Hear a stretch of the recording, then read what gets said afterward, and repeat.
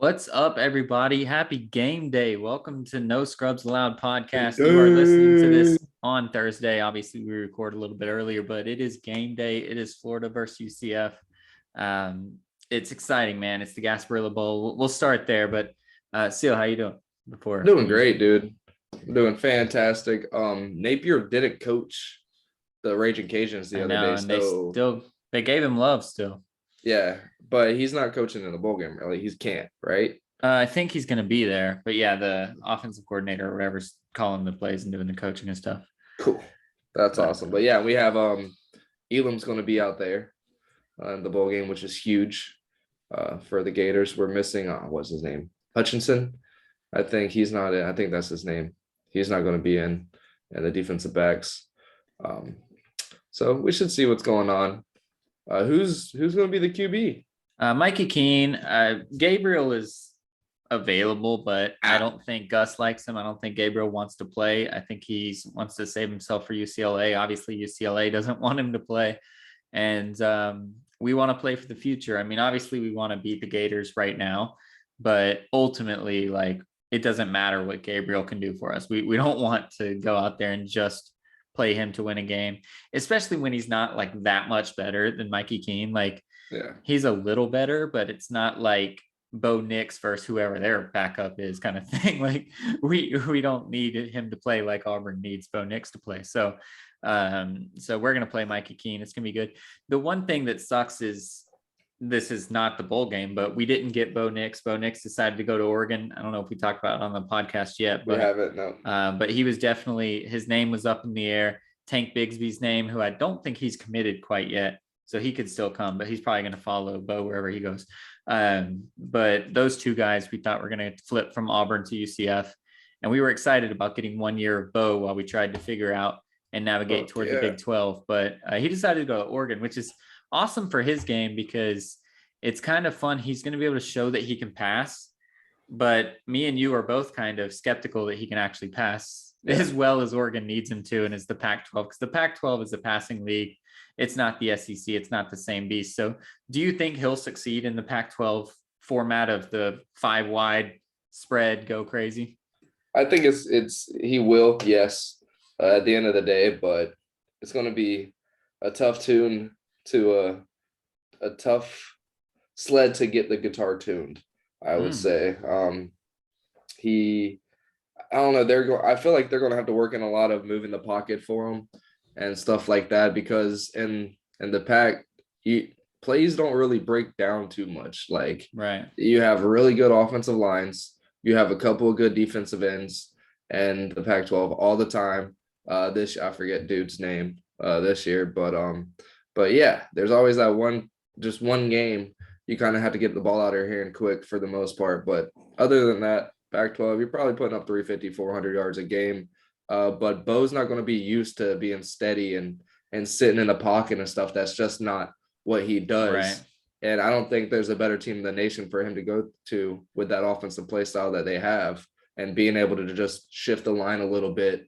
And the quarterbacks they've had, being able to run the ball and stuff, they've already incorporated that a little bit. Right. But yeah, it's a different coach, Nixel. but I mean, obviously they had Mariota, they had those guys that when they had Mariota, they ran a lot of the shifting the pockets and stuff. So, but I think Bo did that on purpose, because everybody, if he were to go to the draft right now, everybody knows him as a quarterback that's average, maybe above average if you want to give him that, but his special talent is when a play breaks down, he's able to turn something into it.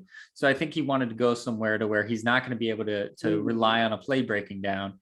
And then he'll always have that, at the end of this year, he's still going to have that magic ability when the play breaks down to do something with it. So might as well go show that you can sling it too. Yeah. Do you think what Gardner Minshew is doing in the NFL is helping his stock?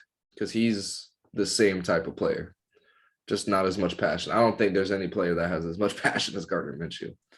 Maybe. I mean, if he puts up the kind of numbers this year at Oregon that Gardner Minshew put up at, where was it? A&M, Washington State. Then maybe, because that'll be proof that he's exactly like Minshew. And even though Minshew's not a starter in this league, most media, most coaches that talk about him say he's a starter just playing backup right now.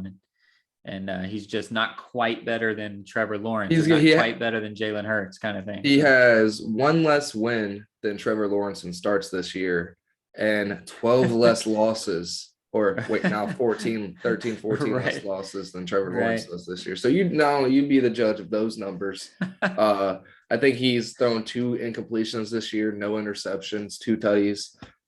Yeah.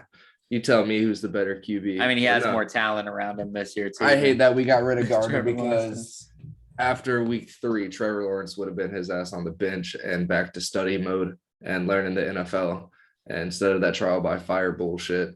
Well, part of that was the coach, too, obviously. Yeah.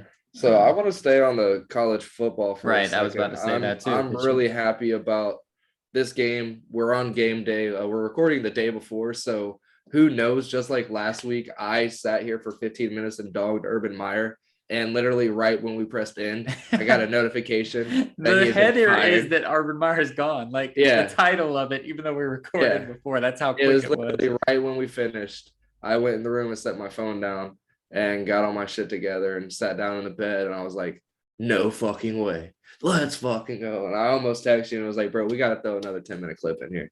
Right. I just figured the title would work. I dogged it enough. People would probably start assuming after 5 minutes of my rant that I was reacting to that. But I love how that happened. But anyways, anything can fucking happen in the next 14, 15 hours. Oh, well, no, it's at 7 o'clock. So 17 hours from now. Right. But it's game day. It is here. What's it called? The Omicron, whatever it's called, variant is freaking running wild. Yeah.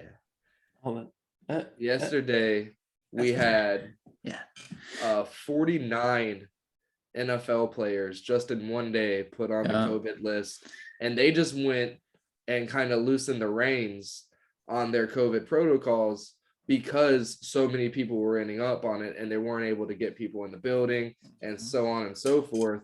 And now it's come to find out it's pretty much an asymptomatic strain. For the most part, yeah. Like you're going to get it, but you're not going to feel it. So, you might not even build antibodies. That's how diminished it is right now. It's literally the new world order trying to scare us. Because all it's doing is bringing out positive tests that don't mean shit, but it is fucking sports up. The NBA's promised they're not going to do anything. They've been able to come back. The Cavs were able to play with pretty much nobody against the Celtics with less people. But they had their two. Like if we had Jared Allen, Evan Mobley, we would have been fine that game. We've been absolutely fine. But when you have fucking Taco having to guard Jason Tatum. Right. It's not going to work out too well at all, ever. And Markkanen tried to get over, and they were just switching. They were making them switch off on Markkanen and Taco. And it just and then Jaylen Brown was finally going off. He's had that CJ syndrome, where he just can't find it. But he finally went off tonight too. And there was nobody. It was Rubio, Garland. Garland played well though. Yeah, he did. Garland snapped. He played really well. Taco, bro. Got double-digit rebounds. 8 minutes in the first quarter played. So that was his biggest thing, conditioning and footwork. And to be able to play 8 minutes in the first quarter of a start, that tells me a lot. And his production against a team. Roy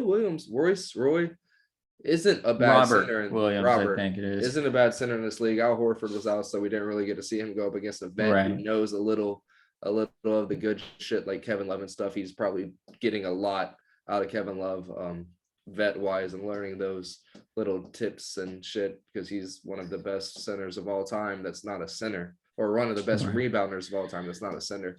And Kevin Love, people forget the 30-20 nights that he put up on a regular basis at Minnesota. It's crazy. But anyways, back to what I wanted to talk about. The Gator Bowl is basically done. What are we about to do here? They are looking. I'm thinking that we're going to have our first 5-win team in a bowl. It's not just going to be the Gator Bowl. Like we have another week of bowl games. This is supposed to be New Year's Eve bowl. Right. Is the 30th or the 31st? The 31st? I think it's the Gator Bowl it might be the 30th. But anyways, But, yeah. it's still a week away, and A&M is already out. The Gator Bowl is looking for another opponent to put in there, but it's crazy, man. Like they are already a week away from it, and I've already told that team, like, nah, dude, your COVID's going crazy right now. There's no So did chance they of you tell the being able team to. that, or did the team tell the Gator Bowl that? Did they back out, I'm or? not sure of what it was, Okay. but it says the Gator Bowls are A&M out of Gator Bowl because of COVID. Right. So I didn't really dive too much into it. I I was I'm thinking it was pretty them aware of, telling the bowl that they're not going. But but either way, it's crazy that they're a week out still, and they're not. They already know they're not. There's right. no way they're going to be able to get it done. And we all have to remember, like it does take a toll on people. Like we see when people have not, they're all in peak conditions. So I want to say they have serious battles, but you're going to be down and out for a couple days, and a couple days of not training during basketball or having basketball games going on, and on top of that, being sick. It's Yep. and with COVID, it's not nice. It's not pretty to you. You have 103-degree fevers. You're coughing for no fucking reason. You're sweaty. It's just not good for you. You barely have the And breath to go get like a glass of water from the kitchen. You just want to lay in yeah, bed all day so long. for some of these guys going through 4 or 5 days of that, coming back, it takes 3 or 4 weeks for them to get back to it. And for A&M, that really stinks, man. So I feel like if more stuff happens, we're gonna have these 5-win teams, these 6-win FCS teams who have no That's what they fucking should do. who have no business being in a Gator Bowl. Yeah, But but does them on. Rutgers have a reason to be in? No, they shouldn't be in either. Might as well let Delaware State or whoever just won the FCS playoffs go play some of these Yeah, guys. that'd That'd be be kind of cool. fun. Yeah, that'd be really neat. South Dakota State, whoever they were. Oh, if it was Shout out to last them. year, bro, Yes. North Dakota State or Yeah, that wherever would be awesome. Trey Lance would have won. They would Yeah, be let like, them sign us play up. We only somebody. played one scrimmage game this year. We'll do it. Right. But I don't know. Like with shit like this, rules are rules, and Right. we just may see. But the Gator Bowl is one of the bigger not big bowls. Like it's one of Right. the longest lasting. It's been around since the 80s or early 90s, I believe. So it's got a long tenure, not as long as the 70s, 60s, and 70s, like the Rose Bowl and shit like that. But it's one of the longer tenures. Usually always gets over 30, 40,000 people, which is pretty It's damn got good the for a bowl SEC game. tie-in that's not going to happen, which sucks now Yep, for and them. it's But in the biggest city in America, so it's always able to get all the fans there. There's always hotel. It's a prime bowl game. That's not one of the big 6, 7. It used to be a big ass one, right. but not anymore. We don't get love in Jacksonville no more. But it's crazy to think that they're losing like hundreds of thousands, if not millions of dollars, and because of rules. Like it could come down to that. Like a FCS team's not allowed to be in these certain bowls. Like I'm sure there's a rule that FCS team cannot make a fucking Gator Bowl. Yeah, they probably have to invite an FBS team is probably the rule. And then all the 6-win teams are already in bowls because there's 533 of them. Right. So it's crazy to see what's going to go on in this next week, and I'm here for it, man. This is I'm learning. This year coming up isn't 2022. It's just 2020 as well. Right. Is what I'm gonna start calling it, or 2022 Well, TW. I'm cautiously optimistic because of the whole Omicron variant. I read headlines and I believe none of them. I don't care if the headline is pro-vaccine or anti-vaccine. I don't believe either of them. I just read them to kind of try to know what's going on. But I'm excited to see a lot more headlines from both sides, from the libs and the conservatives, which tend to disagree. But both sides are saying that this isn't quite as scary. Now, obviously, there's the headlines that say this could be the darkest winter of all time, and there's headlines everywhere. But to see when the scientific headlines come out to say there's been one death, of course, it's out here in California. Why wouldn't it be? But the guy had diabetes. He had he already had heart surgery. He had everything that could happen. He had liver cancer, I think it was. My buddy's mom, she was the coolest lady in the world, but she was like pretty much passing away 9 months beforehand. Right. And then got COVID, but on her death certificate it says COVID. Like, dude, she escaped death 10 months ago, and she shouldn't. Like, you guys are wondering why she's alive, and it was another illness, but no, it was whatever the fuck it And I'm was sure before. COVID factored in. Like, we're Yeah, not trying to of get political course. here, but I'm No, sure of COVID course. did something. It's not Yeah. like she was But that's off the the thing hook, about but it is how, yeah, like you're saying, I don't pay attention to it either, but it's annoying how for one side this is fuel for the fire, like all these positives, all these positive tests, and then but for both of them saying, yeah, it's a lot of positive tests, but and no at the end of deaths. the day, That's the which it's more now of a one, smoke but screen. yeah. It's more of a smoke screen. But in how are they? That's the thing too, how they've already developed a system to where they're able to determine different strains. I mean, they already know a lot of strains. Weirdly enough, and I'm no scientist, but it's some sort of chemical thing. So when you learned in chemistry, you had like the H's and the O's and the Yeah. whatever. So when one comes with like an extra C or whatever, that's just a new variant. So they're able to see that, but the way that they know, the way that they know how it's more transmissible or less, whatever. And they said like 88% of people now have this Omicron. I don't know how they know all that unless they're blood testing and like digging in everyone's blood. Maybe they are. I don't know. But that gave me like happiness, because Delta, which was the previous one that was supposed to be the worst ever, 2 months ago, that one was like the worst ever. Now they say that Omicron is 88% of the cases. So if that's true, that's great. Like, let's go catch the one that, not that anyone should go catch, but let's go catch the one that's the least deadly. Let's do that real quick. Yeah. So I like that the virus seems to be heading that way, just like every other virus that I've ever known about. Spanish flu did it. MERS did it. Everything did it. So we were still young. It was like early 2000s, 2005, but we used to see commercials of HPV, the human papillomavirus. That thing was always everywhere. I think if you've gotten it now, like it's, but like when kids are born nowadays, part of that serum they get when they're born, one of that's things. part of it. Like that's not a thing anymore. So yeah, I'm definitely grateful for, and it is still being a thing. in the day and age of where science is. Yeah. But like I like also that we're getting to the point already. HPV was around for fucking what, 20, 30 years before. Yeah, but it wasn't deadly for that long. It was just they didn't know what was going on, which weirdly, obviously we're talking about this way too long, but luckily they had already been studying. They had already been studying coronavirus, which whether you want to say that's right, wrong, or indifferent, it doesn't matter. There was a coronavirus before the COVID-19. So they already had research, which was great. But yeah, so when it turns back to sports, it's really fucking up our fantasy playoffs. It's screwing up the actual football world. It's screwing up for me, Jamar Chase. Yeah, Jamar Chase needs to get COVID so we can at least put him down on the bench. Johnson, 6 receptions on 13 targets. So let's talk about that real quick. Not our league, because our league is not for money, but I am currently ahead of Seal with we placed 2-week matchups for some reason. But in the money league, I had a bye, and thank the fantasy football gods that I somehow had a bye. I had to beat the top team in the league to get this bye. I set my lineup, because I always set my lineup. I don't care if I have a bye or not. I scored 70 points, and I had Tyreek Hill drop 32 of them. Wow. No one else got double digits on my team. No one else. Najee Harris had like 2. Cordero Patterson had 1.7. Jamar Chase had 1.3. Amari Cooper had like 2.8. My kicker had like nothing. It was an unbelievable week, and I'm so happy that I had a bye. I would have lost to everyone. I would have lost to the last place guy who hasn't set a lineup since I think week 4. Whenever Christian McCaffrey went down the first time, he stopped setting his lineup. I would have lost to him.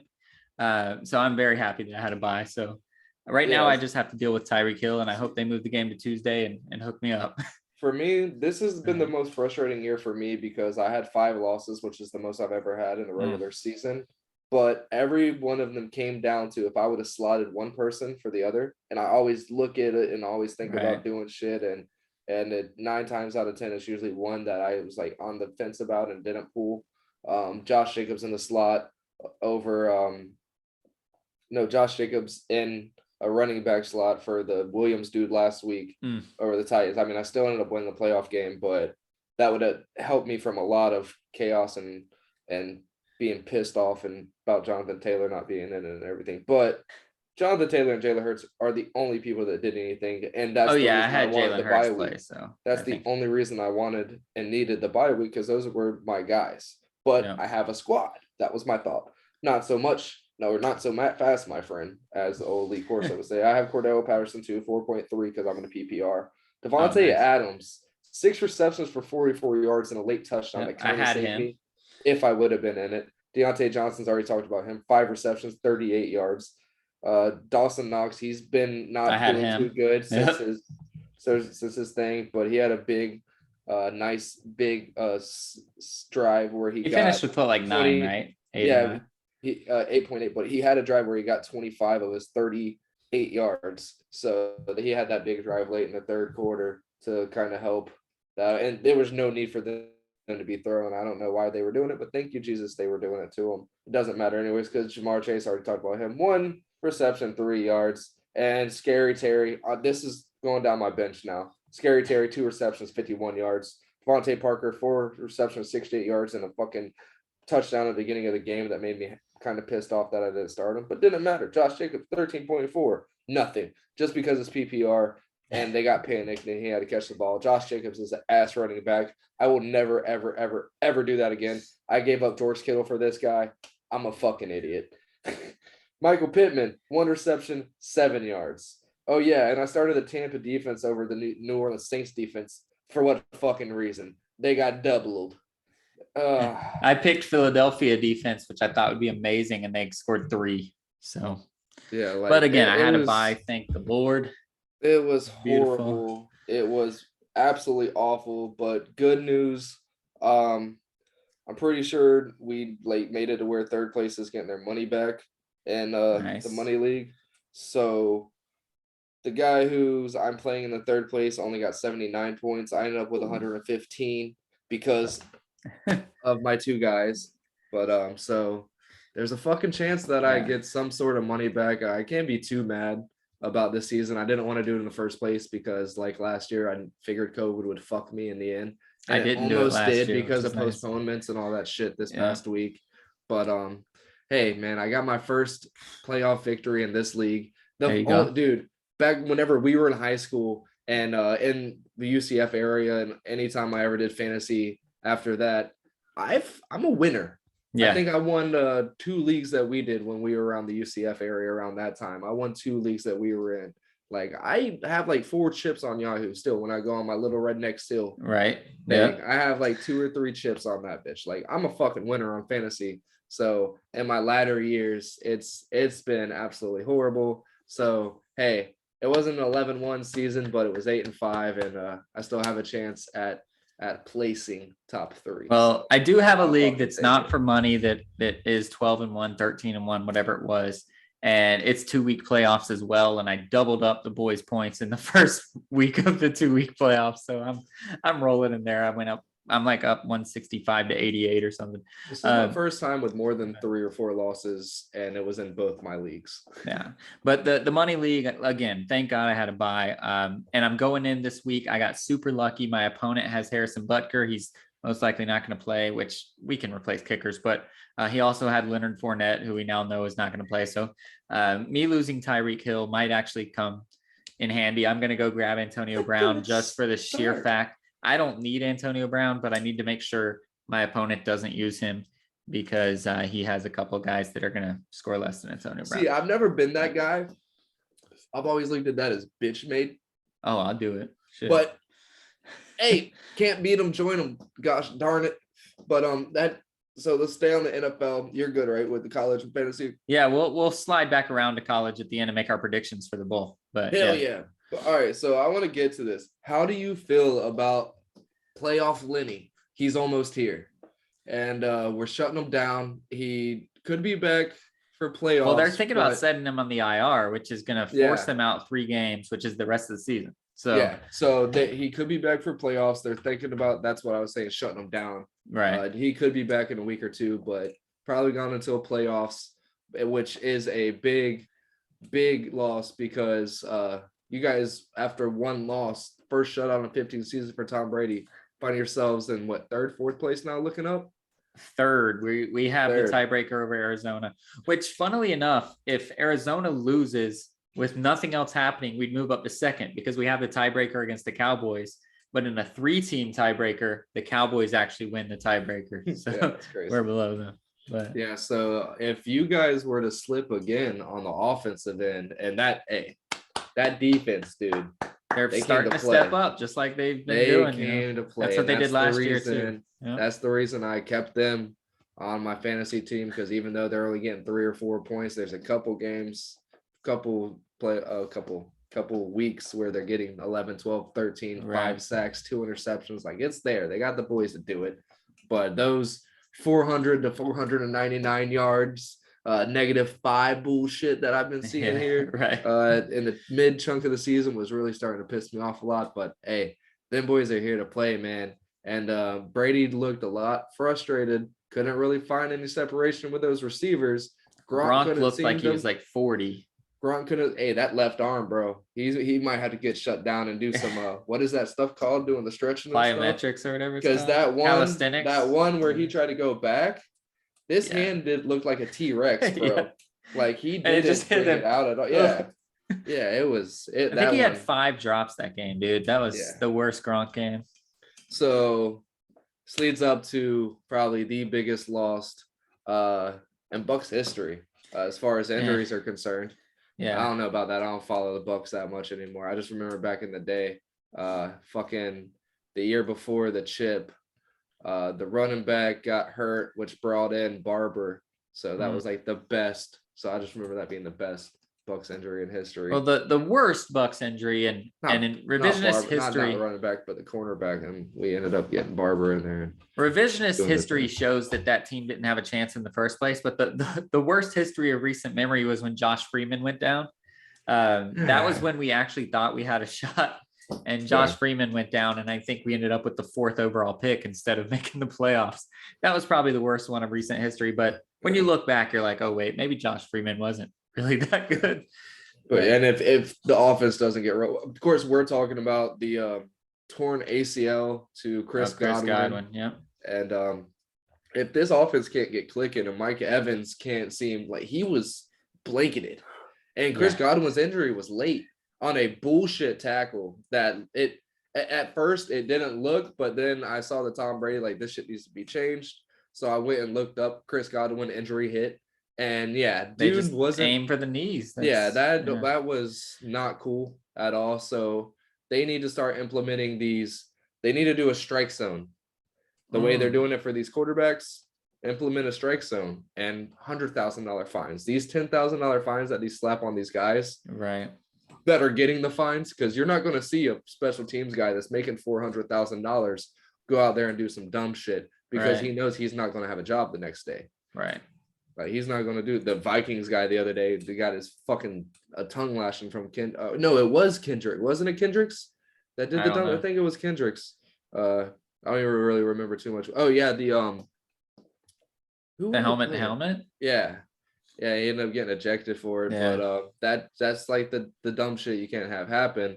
And that's where I think they need to, like, Kendricks. You think he gives a fuck about $10,000? He's probably more pissed off he's definitely going to be more pissed off about not playing that game. Right. And he's going to say, he's probably going to pay him in dimes. Fuck you. My fucking team needed me. Yeah. But, so they need to implement the strike zone thing for all these playmakers. They already have the defenseless player, but at that point, he's not defenseless. And that hit was still just uncalled for 100%. And it results in the biggest loss to your offense, man. If Gronk's going to continue to do what he's doing, and Mike Evans is going to you can double Chris Godwin. He is still his routes are so crisp. He's still going to be able to get in that window, and Tom Brady's the GOAT. He's going to be able to fit it in. And Mike Evans just seems to either be able to out jump you or outplay you to the ball. But if he can't get separation, Tom's not throwing it. Like, Tom, I'm not worried about Mike Evans, though, because he's not going to face Lattimore in the playoffs. Well, he shouldn't, unless the Saints pull off some crazy, 3 straight wins. And every time Evans plays Lattimore, it goes badly. And Marshawn Lattimore gets a lot of love, but yeah, and what sucks too, you could see in the beginning of that game, they were lining up it seemed like every play they were doing trip receivers on one side, Mike Evans on the outside, and 2 slotted receivers, just trying to keep Lattimore's eyes inside. Right. And every They'll time run they would slants and they just want him to look for and a every second. time they would do that, Mike Evans was going on a go or a post Yep. or an in out, just doing some long, and they were always just trying to get so. And that's the only time you can ever get Lattimore is when he's thinking, "Aha, I got you," Yeah. and then you're like, "Aha, I got you," a la Saquon Barkley, week 3. That whenever I was like, "God, I should have got Saquon," and then I started laughing at dude for not trading him to me after a 30-point. I tried to give up my whole house for his ass because I had no running backs. It was bad. I hate fantasy football. I still have a chance to win all my leagues. Well, except ours. Yeah, man, but that's a hell of an injury here in the long haul, in the witching hour. I love that. Shout out to Red Zone. Yeah, I love that stupid. But I don't get a lot of the what's his name? The other dude. I get Scott Nelson. No, I don't get Scott Hansen. I do get Hansen. I get Scott Hansen's the main guy. Is the host dude, right? Guy that's at the counter. Yeah. But I like the dark haired dude. But he's only on Dish though. I think he's a Dish Red Zone guy. But so Sling Red Zone is Scott Hansen. Yeah, I think that's all I know. He's. I don't even know. I didn't even know there was another guy. I love it listening to him. Yeah, no, there was another guy, but I can see his face right now. I think it's on Dish. I don't know. Okay. Before I found Stream. I don't have Dish. I'm not finishing the name of. Yeah, don't shut us down. I don't care if there's one person that listens to this. Yeah, but we don't want to get shut down. I almost messed up. I watch all the UFC on that bitch. But yeah, my old one, I had the other dude, but this guy is hilarious. Sometimes I know we're just babbling on this episode. I like how we're just getting more. It's fun. I like. There's not much to talk about it. Like, yeah, no, this is crazy this week. But he'll be like, all right, we're gonna take a look back at this play here. Trayvon Diggs with another beautiful pick, and then they'll go to the Steelers games. He's like, okay, or we'll watch Ben Roethlisberger just got sacked. So let's get back to that Trayvon Diggs. And he's just kind of like, fucking production. Listen to what the fuck I'm saying. Like his undertone is absolutely amazing. Sky Hansen just repeats himself over. If he wants something else, he's like, let's go to the Bucks game. Let's go to the Bucks game. Guys, can we go to the Bucks game? Like he doesn't even comment anymore. He's just like, I want to go to the Bucks game. That's awesome. But yeah, that's my favorite thing. I wake up because usually Saturday nights I don't know what I'm doing. I have to be at work Saturday at 11 a.m. I don't know how I'm gonna do it. I feel like there's gonna be a lot of celebrating going on. No, it'll be the day after Christmas. It'll be Christmas. No, it's Christmas Day. Yeah. I might have to push my shit to Saturday. You don't work New Year's Day though, do you? Probably everybody. He already said everybody's. Oh, everybody works. But the thing that pisses me off, dude. So he told me Christmas Day I'm gonna have you serving, like, because we had a couple servers quit. Because I'm gonna have you serving, and I'm like, oh darn. I'm like, yeah, dude. Whatever you need, bro. I got you. Whenever you want me to serve, you already know I can, man. Like I'm willing to do it. I'm a way better server than I am a bartender because I'm a great bartender too. I told this guy Blake, who's been with the company for like 2 years now. He's a really good bartender. I mean, server, but he's probably he's a more knowledge bartender than I'll probably ever be. Because he loves fine dining. He knows his shit. He wants his customers to know he knows his shit, so they're comfortable in their selections with him. Blah blah blah, all that stuff. But the other night we had a big party. Two servers didn't show up. And we were like up a bartender because it was going to be slow bartending besides service. And I'm always on service. They're like, yo, I need you to get on the floor, do tables, and made money. But I told this guy, Blake, I was like, dude, he was like, you good, bro? You good? How many tables do you have? I was like, 4 right now. I think I'm about to get another one. He's like, you sure? I was like, oh, bro, I'm a way better server than I am a bartender. He was like, you sure, bro? I was like, yeah, just watch. But, especially at this place, there's food runners. There's bussers. You just take care of the person. I take orders and I run drinks. Nice. I don't have to worry about food. And sometimes if I'm bored, I have 8 tables, and there was times where I'm like, hey, I'm gonna run out back and hit my vape real quick. And then I'll go to run out back and be like, hey, how are my tables looking on food? Good, all right, bye. I'll be right back. And I'll come back and, are you good? Because they're worried about me because I've been bartending for the last 2.5 months. Like, dude, I'm fine. This is awesome. So nice. Yeah, hopefully I'll be serving all day Saturday, so while on my breaks I can just chug Monster Energies, because on the service bar I'm just making all the drinks because the floor is always busy and the bar is not ever. And I'm too ADHD to sit around and twiddle. And I don't care about phones and videos until it's 2 a.m. and my brain's like, watch every video on YouTube Shorts. So on Saturday, I don't really want to shift to the NBA yet, but do we know the schedule yet? Because I know Adam Silver said that it could potentially change. We don't know what's going on. I would say TBD on absolutely everything. We had a game. We're going to be the nightcap, though. Suns and Warriors are going to be the prime time, last game of the night, no matter what, right? I think today was the first day since that whole thing with Rudy Gobert and shit. This is the first day that a game was canceled on the same day. They've been postponing games before it would happen. Right. Woke up to the Chicago game not happening today. And that was crazy to me. But yeah, and that's crazy that they did that the way they did. And it was something that they had to be looking into, and finally they decided they can't. And even with the new implemented rules, every 2 people you have to find another body. Right. So, and they already have 5 extra people. Right. They go up to 15, I think, on the bench, and they always have 3 or 4 people. Oh no, 12 on the bench. They dress 12, they bring 15. So they have 3 extras already. So now, even though that hasn't been able to work for a couple games, the Cavs the other day, now for every 2 souls gone, 1 soul in, and they're still postponing games today. So I don't even give a damn. Christmas could be up in the air. I think it's just going to be the Suns and the Warriors. They're just going to run they're going to just play 3 games. Do a doubleheader. Yeah, exactly. Just do a doubleheader of them 2. Play full. No, and I do think it is good. Charlotte, those Charlotte teams aren't in it this year, I don't think, because there's always one of those teams that are NBA favored, right? That end up jumping in for no fucking reason. Charlotte, Boston, and I don't think there's any of those in these higher end teams. That their mindsets all the way in, and it doesn't really matter right now. This Omicron is just going after you no matter what, and so these tests. But but I feel like they are letting themselves get into that situation for the most part. Whereas a lot of these other teams, these Sacramento teams, the Cleveland teams, who are still very young, and their veteran is Ricky Rubio and Kevin Love. So I don't know how much that really has to say. So a lot of these guys are probably very lax, and we have a lot of guys who are up and coming, and that's another thing that worries me. ISO Joe, shout out to him, coming out getting his first 40 bucket years in young, 4 doing years. his thing. But it was his only bucket, his only shot, and man, did it look reminiscent of the old ISO Joe. Yeah, it was awesome. I was watching that game. Unfortunately, I told you we were going to smack them. We did not.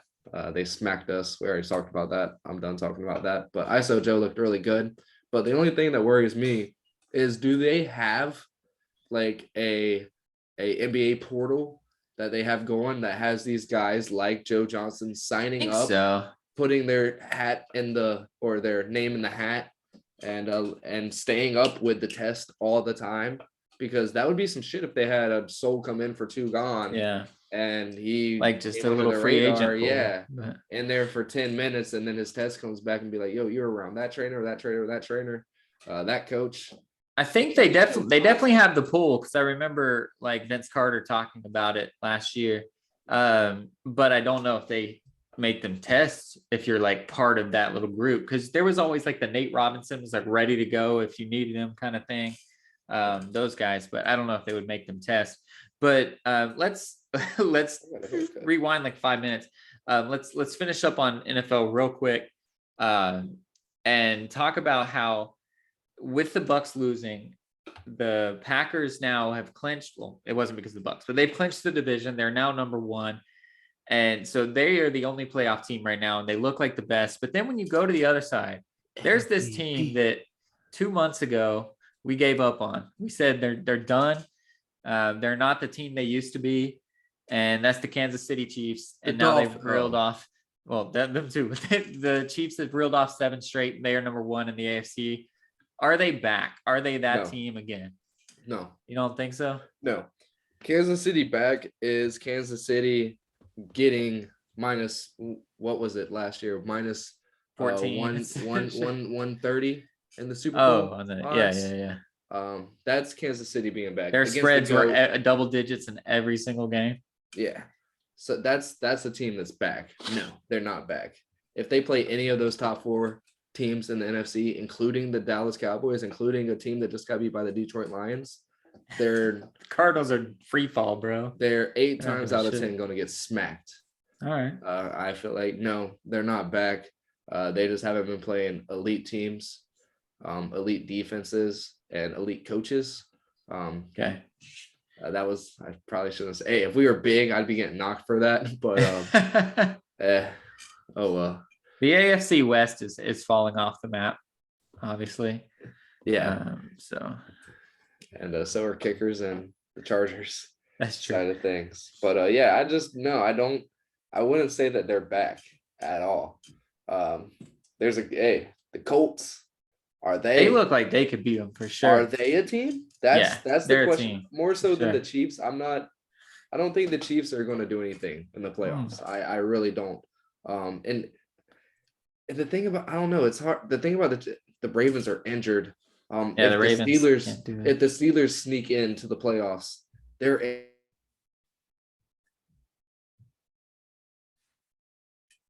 AFC North. Yeah. Right? If they're in it, they're all injured. Like any good ones are injured. How is my internet unsustainable? I have perfect internet. Anyways, they're all injured. Like they're all messed up. And this is their prime players. This is the Lamar Jacksons, the Bakers, the Bens, the Jujus. They're all fucking injured. All of them. And Najee Harris. There's just no Well, he's not injured. He just can't do shit. Yeah, I mean, Huntley looked really good with the Ravens. Actually, I can't really knock on the Ravens too much. They looked really good with Huntley, but no, I just don't see too much going on. And these teams in the AFC, there's going to be a lot of. I don't even think there's going to be a lot of questions answered coming up in the playoffs. It's just going to be like, who the fuck is going to fight hard enough to get to the Super Bowl and then lose to the Packers? Yeah, like that's if the Packers, but whoever comes out of the NFC, because those are good teams that could win any given Sunday. Right. The Cowboys, not used to saying it, especially since I've been an adult drinking. I don't think I've ever drunk even said the Cowboys might actually get it done. I don't think I ever said it. And hey, the Cowboys have a fucking chance to get it done this year, dude. They really fucking do. They're looking really smart with old boy. Don't know his name. I think his number was 46. I was trying to remember it. The reason they gave up Jalen Smith, he looked stupid as shit this past weekend on a play, and it was against his old team that released him. And oh man, but yeah. Anyways, it showed why he's gone, and it's looking good for the Cowboys this year, and I can honestly say they have a chance. The Cardinals free falling, but we got to remember if they can get it together in the playoffs, D-Hop's going to be back, and James Conner, he's building confidence. And if they're able to go back to that pass first, James Conner second, and keep these defenses on edge and not have these defenses knowing what he's going to be doing the whole fucking game, then the Cardinals have a chance. And their defense needs to wake the fuck That's up. the problem. Yeah, exactly. They're not. I mean, when the Lions are holding you to what did they get held to for 3 quarters? Like 6 points? Yeah. Like, that's not good either. Well, when the Lions dropped 27 or whatever they did, I don't know that they've scored that against anyone. And that's a problem. But really, in my opinion, and probably because the Bucs just lost and I'm biased and I don't like them right now, but the Packers look like they're ready for revenge. And if you have to come to Lambeau in the playoffs, I think it's a wrap. I don't think they're going to lose at Lambeau. So we might have just screwed our chance to get in there and get the number 1 seed. But if it's the Bucs, we're not going to Green Bay a second year in a row and stealing it out of Aaron Rodgers' hands. It just won't happen. So I'm kind of not confident. Yeah, I wouldn't be right now either, especially the way they're able to. Last year, they didn't have a prime, healthy Aaron Jones, AJ Dillon, Aaron Jones, AJ Dillon, Aaron Jones duo. That right there has been the difference. For that team. Devontae is able to fuck me in fantasy and let them guys go off in the passing game. They lost big Bob Tunyon, but that other tight end that they have right now, not doing too much in the passing game. A hell of a fucking blocker though in the pass protection and in the run. Like that team seems to be seemed like at the beginning of the season, A-Rod was pissed off because they didn't do enough in the offseason for him. Right. Looks like they did enough. And they're getting Alexander back here soon. I think I said that a couple weeks ago, but he's just back in the facility. Gotcha. But he's coming back. I think maybe this weekend. That sucks. So yeah, that team is and that's just the case of it. But is there a team in the AFC that you think has a legitimate shot at? I don't even care about I honestly do not give a fuck about the AFC playoffs, because whoever wins, in my eyes, doesn't have a shot. Like, I don't care who. I don't even think let's look. The Chiefs and the those are the only two teams that I would put money on to win in the first round. So one of those teams are probably going to have a bye, right? If I had to bet $100 in the first round of the playoffs on AFC team, one of the only two teams I would pick is the Chiefs and the Patriots. The other teams, not confident whatsoever. So I don't think they make it out of the AFC, but if I'm a Bucks fan, which I am, if I think they're going to make it, the team I'm most scared of is probably the Bengals. And now I don't think they'll make it out of the AFC, but they would match up terribly against the Bucks because that pass rush, they do not blitz. They're bringing their 4 guys, and they're going to get to Tom Brady's face. And luckily, I don't think Joe Burrow's that guy either. You don't think the Colts with that defense? I don't. The Colts blitz though, and Brady can beat a blitz. He can't beat when there's just 4 people in a zone coverage and 4 people are getting to him. That's why the Rams are scary against us. You know who that man Psycho Leonard is? But that's why the Rams 3 sacks and 3 interceptions in the same game. That's why the Saints kill us, because Cam Jordan just rushes 1 and gets to Brady every time.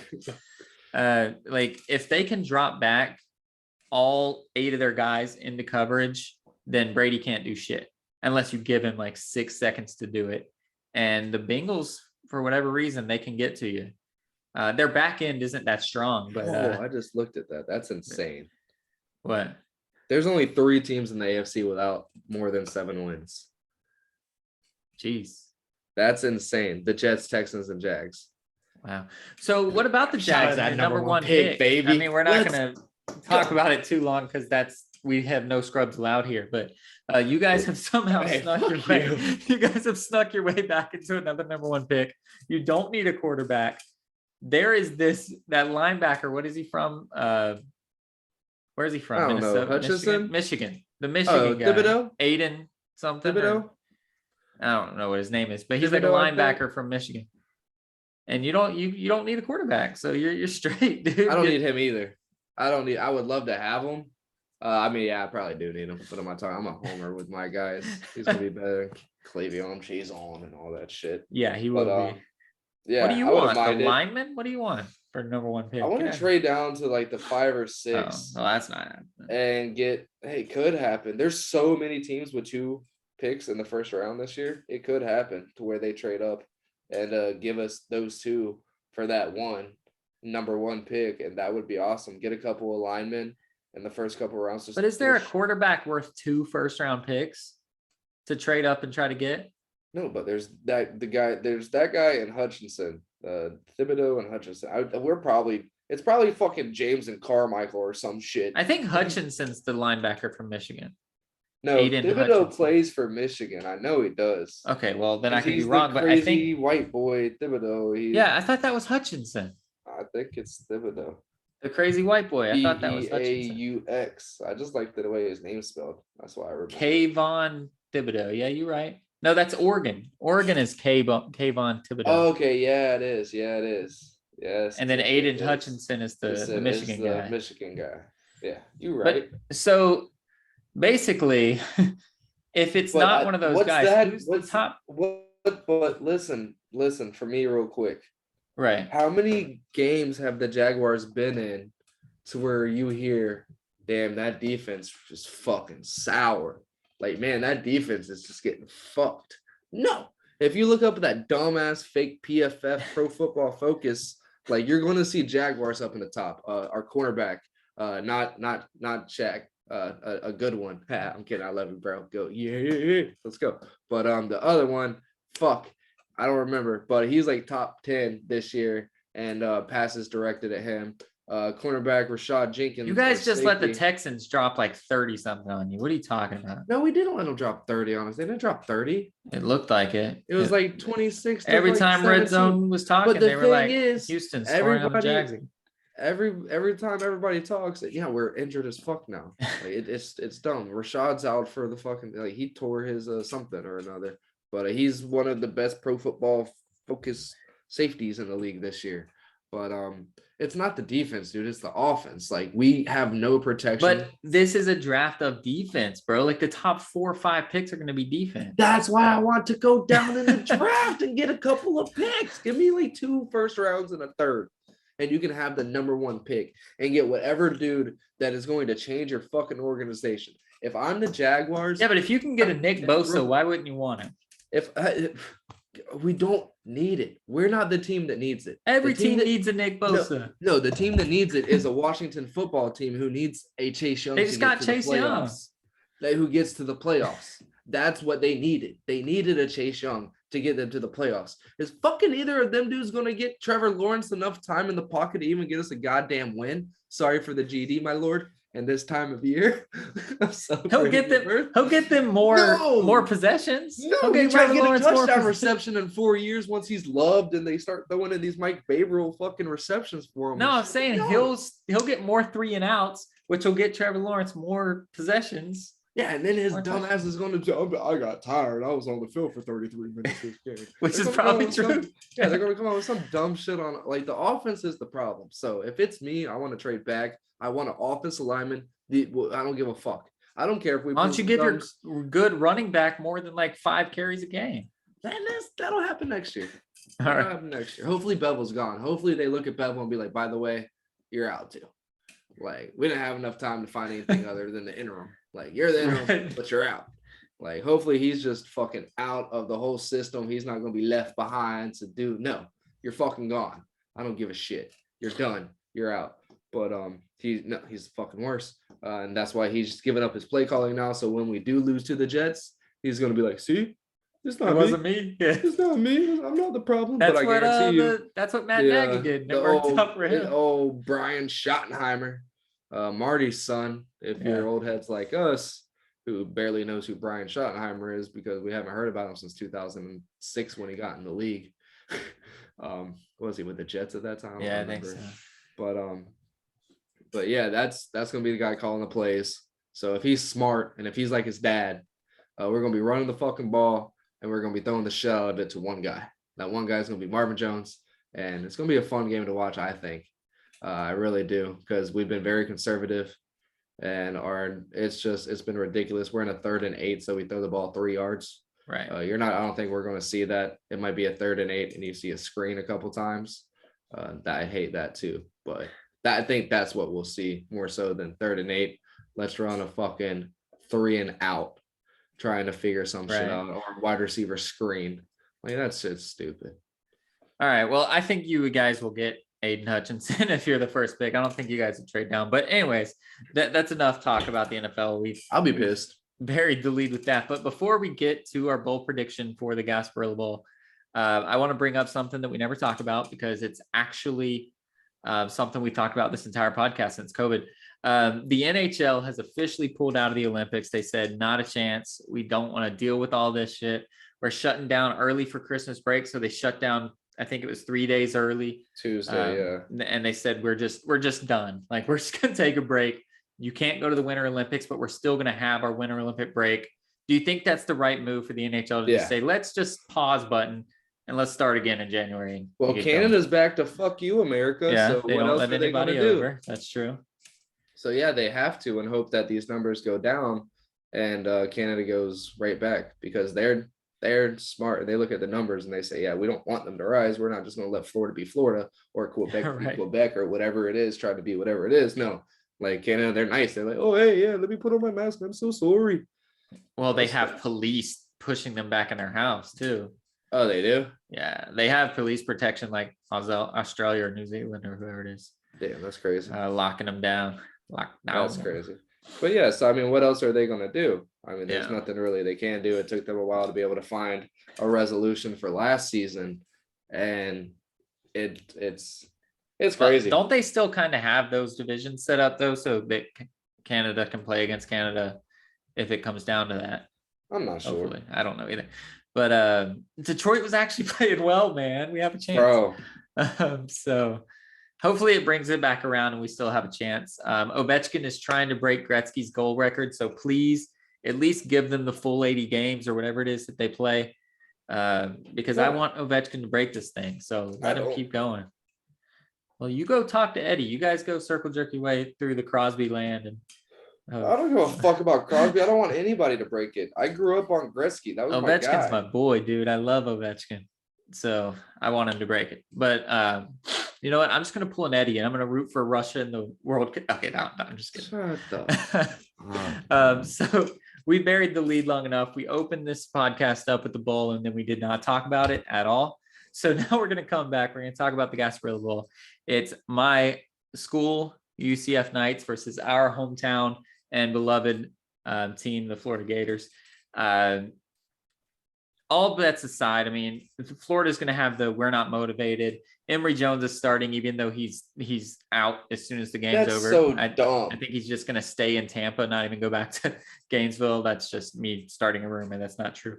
But do you think this game will actually be played? Because it's still, they put heat on the fire. It's not just some shitty team playing against a team they don't care about. This is an in-state rivalry. Do you think the boys will come to play, whoever does show up? Yeah, I think it's going to be a good game. It's not. Yeah, I don't think it's going to be. Or will Florida just be 6-6? And they'll be like, we really don't even care to be here. We just wanted to beat Florida State. Otherwise, we wouldn't even care to be here. Yeah, no, I definitely think UCF's going to win, and Florida's going to struggle to put up points for sure.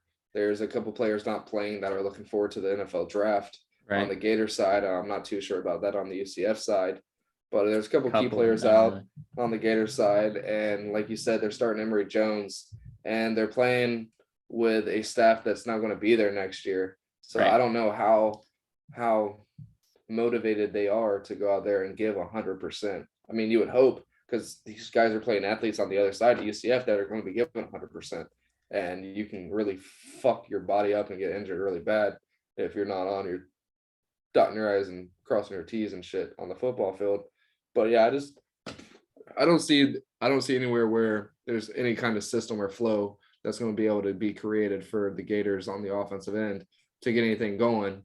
Even though if they can get in space, no team's going to be able to get a tackle for 15, 20 yards. So as long as they can create a couple plays on every you can get points on the board. Either team can every single drive, as long as you can get just two passes into space, or do some jet swings to the weak side and miss them, catch them off key, and they're gonna break 3 tackles before they're 2 yards down the field. Yeah, it's gonna be I think it's gonna be fun to watch from our perspective. Yeah, but from somebody that doesn't care about either team, I don't know that it's going to be that exciting of a bowl. No, honestly, it's not going to be. But I'm saying for we're invested in both teams, right? So I think it's going to be fun for us to watch. We're going to see a good bit of plays on the offensive end, but yeah, it would be very yuck for somebody not to watch. And if you're just a UCF or a Gator fan, buckle up. It's going to be a frustrating ride. Yeah, I think it could legitimately stay one possession the whole way through. And it's because neither team's going to put up enough points to blow each other out. I don't know what the over-under is, but I just don't think either offense is capable of doing it. Emory Jones is not, period. Mikey Keene, he's okay. It's just not exciting. It's not exciting football. It's going to get more exciting. Both teams are getting more exciting. But before we talk about another topic regarding not this game specifically, but one of these two teams, let's make our prediction. So I definitely think UCF will win. It's the spread is 6.5 to Florida, which is kind of crazy. But I think it's going to come down to the wire, and I think it's going to be just a classic Cardiac Knights doing their thing, and they'll score right at the end, and then they want to put the ball in Emory Jones' hand at the end of the game. They don't care, and they'll win probably like a 31-28 kind of thing where they came down and scored the winning touchdown.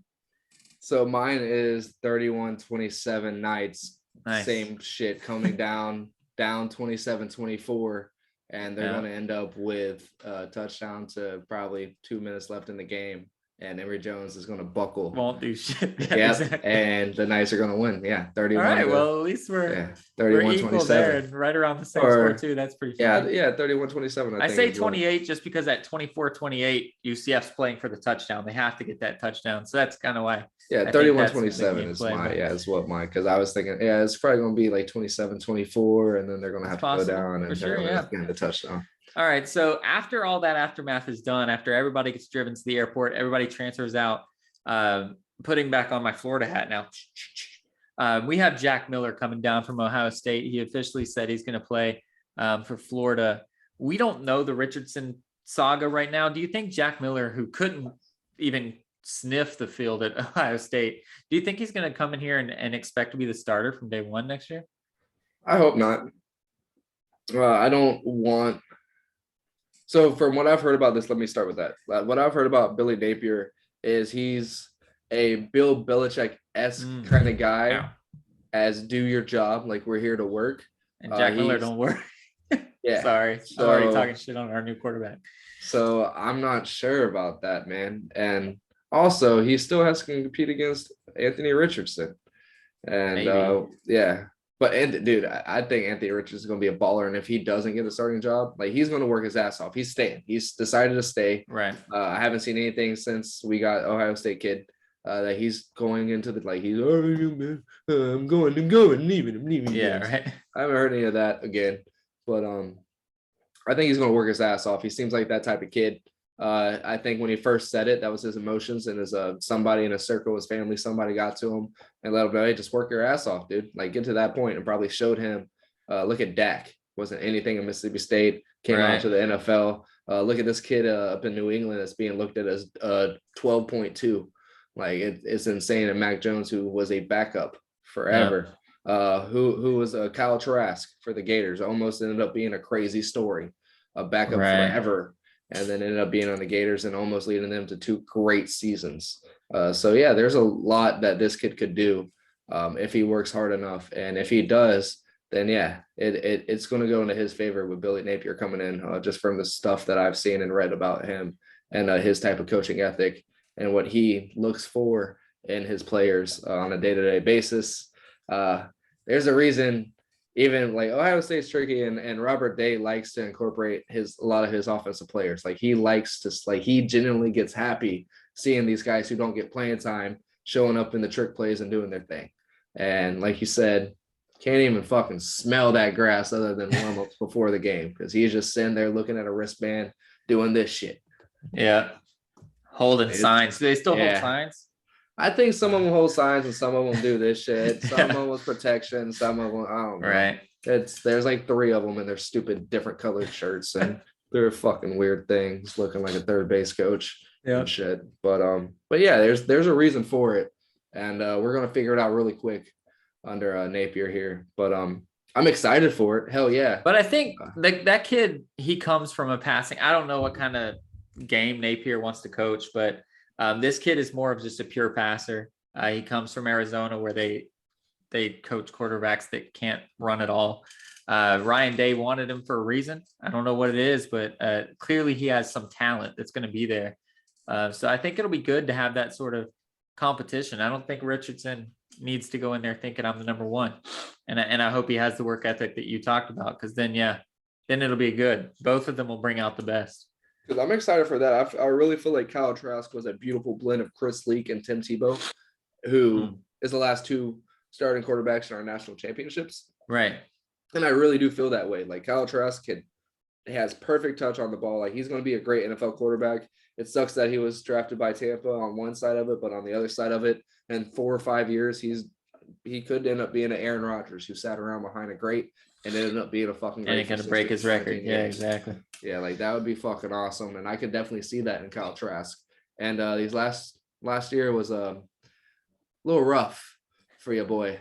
And I would not mind at all to get this Miller kid in here doing his thing and looking like he was supposed to be. I think he was a 4-star coming out of high school, not a 5-star. But still a good quarterback. And even Kyle Trask, it's probably more so the Kyle Trask bias in me.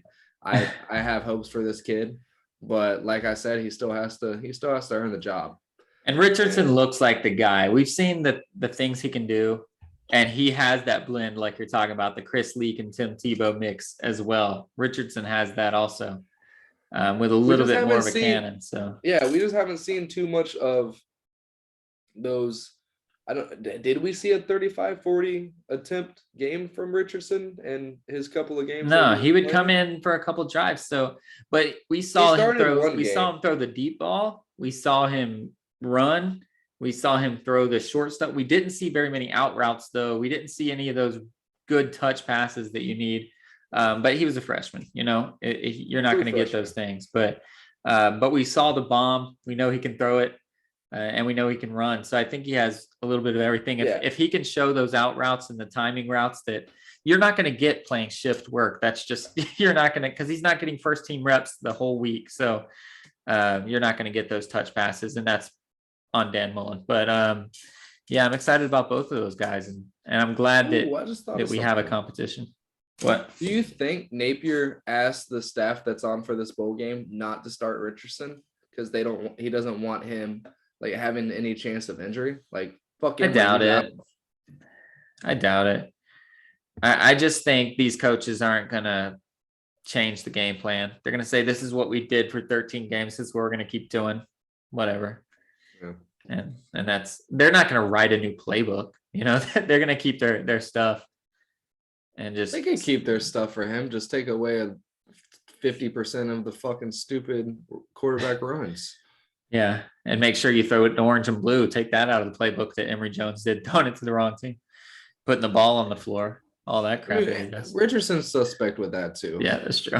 But he's also a true freshman, not a redshirt junior. Like I thought Emory Jones was a senior, and that's why I was more kind of impartial to his gameplay. But no, he's a redshirt junior, which still doesn't mean a lot of shit for me. Well, he took the COVID red shirt too, so I think he would be a senior, but I think he took that year. Oh, okay.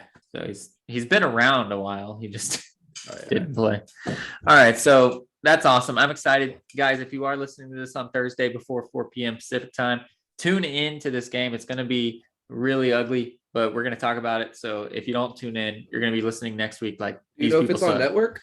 It should be, because it's the only bowl, right? And there's freaking Thursday night football. So no, it's not going to be on anything probably. It'll be Thursday on night football's ESPN on Fox or NFL Network. That's what I'm saying. Oh no, it's on ESPN. I figured ESPN number uno, the first one, the main one. Uno. So check it out. Sorry if you have YouTube TV, they took ESPN off, so fuck YouTube TV. It is crazy. They came out with an ad the day before, like on YouTube. Yeah. Whenever you go on YouTube, they're like, you might lose ESPN on YouTube TV, and the next day they are like, YouTube you just lost ESPN's up. Yeah. Exactly. Like, why did you say I might? Just say tomorrow you will not have ESPN. They're probably trying to tell them, like, you subscribe for a year right now, there's a chance if you throw us some money, but then they still do it. All right, so let's get out of here. But yeah, tune into the game. It'll be fun. We'll talk about it a lot next week. And then it'll be New Year's 6 bowls. We'll be talking about all the big, it'll be back to a college football episode probably next week. But what do we got to say? Anything fun? Anybody to shout out? We haven't really talked about college basketball at all. We didn't really last season. Yeah, because both of our teams are just but Chet's turning it up. Yeah, that's what I was gonna say. There's been a big name that's going to do things in the NBA, and starting to show up on my radar a lot. He's always, I think the other day he had like 19 points, 12 rebounds, like 4 assists. Like kid can do it all. Well, it's crazy because he started out. I get way too many Gonzaga games out here living on the West Coast, and Mark Few is the perfect coach, man. This guy, he's one of those guys that should win Coach of the Year every single year, but they're just going to divvy it up and give it to other people. He had Chet just playing defense. That's all he did at the start. Timmy took care of everything. And it's great to have a guy like Timmy out there. Oh, man, and Chet was getting like 4 blocks a game, and like that's it. He would get a few rebounds, and he was not shooting. He wasn't passing. He wasn't trying to drive to the hole and show off all his talents. And now that he's getting comfortable in the flow, he's doing that. and Yeah, I like it their team is taking a full step ahead of already they were supposed to be the best. So because he's been the best player on any team he's played for a long time. High school, right. AAU, travel, anything he's done, he's been the best player on. So I think it was good for him to kind of get a little bit of warming up to the talent that's around him. Right. They don't play a lot of great teams, but at the beginning of the season, Gonzaga does get thrown a lot. UCLA, I think Gonzaga was up there first, and didn't UCLA end up winning that? I think No, Gonzaga won. Gonzaga They swept lost their to ass. Duke. The day before UCLA, the Yeah. game before UCLA won, a thriller in Right. overtime, I think. But no, they got fucking spanked by like 20. I do remember that now. Yeah. But yeah, and to have, like you said, Timmy to help him out, and shout out to Chet too, man, because he can beat anybody one-on-one Right. in men's basketball. He can beat anybody on his team with his left hand tied to his back, and for him to sit there and accept it and actually go through with the role that he was given at the beginning of the season speaks volumes about the kid. And I'm really excited for what he's going to be able to do in the league, because like he's awesome. He's a freaking Frank Kaminsky, 5'6" inches taller. Yeah. He's an Anthony Davis that can actually shoot the ball at a high percentage from three on like, pull-ups too. Like yeah. not even just like AD where he's just shooting, but that's the thing that I have started noticing on 2K. AD cannot pull up with the ball. Right. Like it's been stupid as hell. I'm learning. Like I talked to you about my teams, but and it's been weird. So the higher I get, the more historic teams that start popping up. And Wow. Larry Bird dropped 52 on me, and I lost 59 to 53. He dropped 52 on me. Jeez. Yeah. But Kevin McHale got the rebounds. It was when I was playing with the Suns. Yeah. It was bad. You didn't have Bridges out there on I did. I did have Bridges on Bird. Yeah.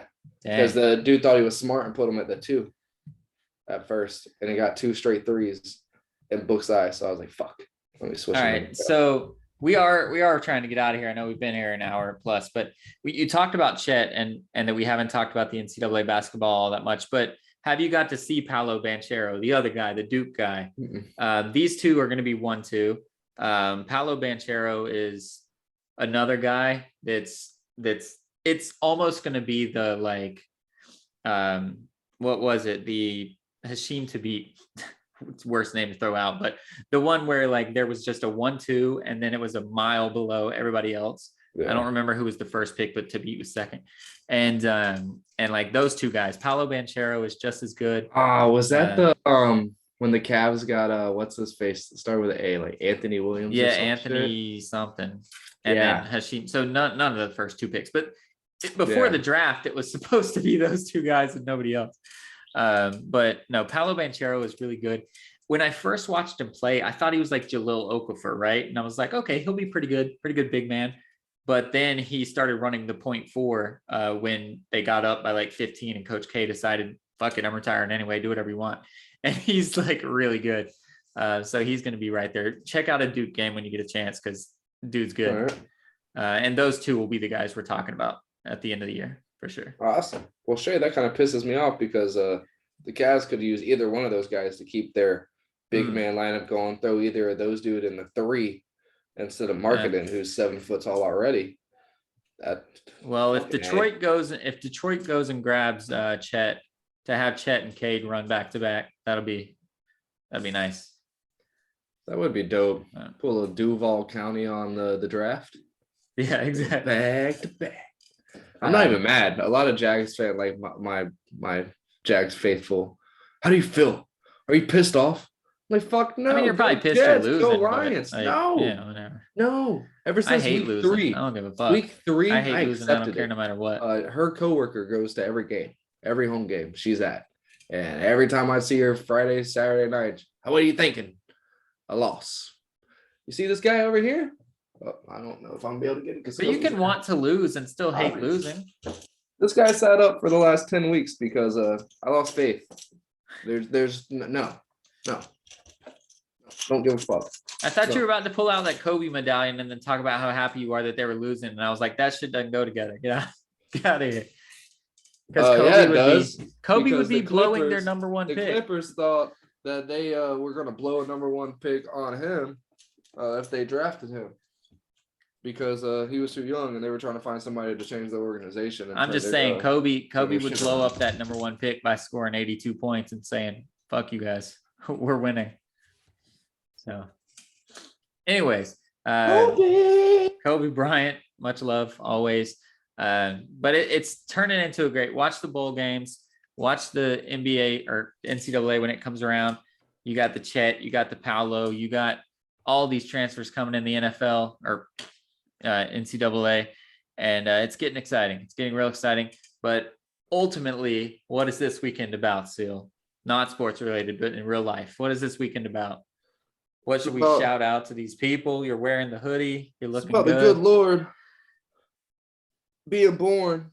Is that supposed to be a reindeer? It is. I'm trying to get to it. It's about the good Lord being born. I was about to say while you're talking about watch fur, and I was like, watch me change into a freaking reindeer. Rudolph, biatch.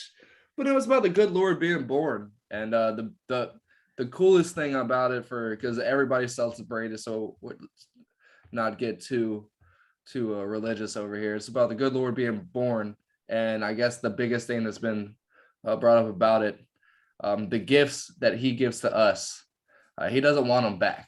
He wants us to give to others, and that's what this is really about. Us showing our appreciation for people, and that's what the gift giving is really about.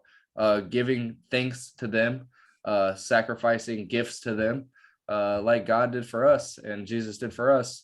And I guess I will get a little religious. What a God to have that doesn't want no, give it back. I want you to take that and give it back. And that's absolutely amazing. And that's what it's all about. Be appreciative of what you have. And if you have it, give back to the ones you love and show them that the love and happiness and giving that we've been shown and we are shown on a day-to-day basis. Yeah, and no matter what you do have, you know what, give it. You know, you might be a millionaire, neither one of us are.